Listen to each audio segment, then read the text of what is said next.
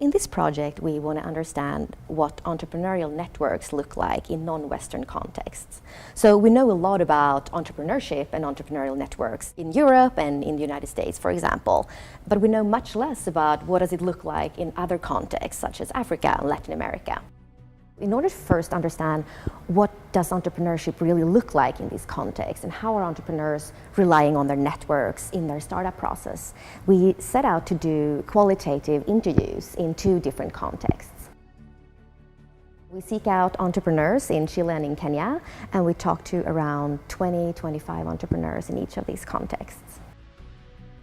The networking capability of entrepreneurs is known to be very important to overcome challenges and achieve success. And this is not the least in relation to innovative opportunities that we focus on.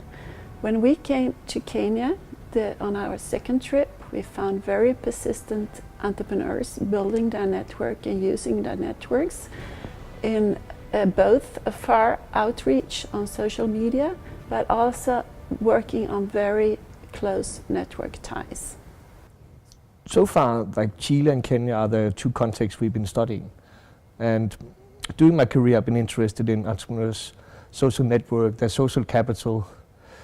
I've been extremely interesting to see how entrepreneurship and startup processes play out as a social and collective process, not only involving the entrepreneur, but also the people around them.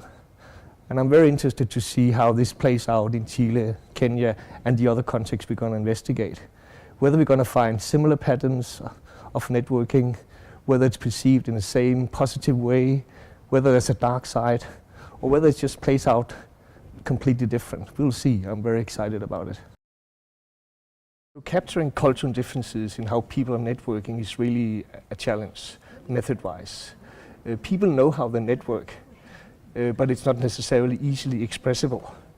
People don't know what's distinct to their culture and how their networking behavior is different from others. That's what makes it culture.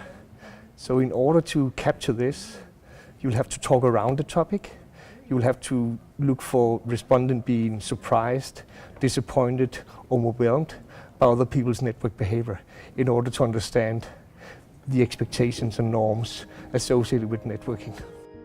Of course, there are many challenges conducting research in developing countries. Health is one concern, safety another. Funding is also a really important issue. And we're really happy to be funded by the Wallenberg Foundation to be able to conduct this study. We're looking forward to change the conversation regarding entrepreneurship and networking.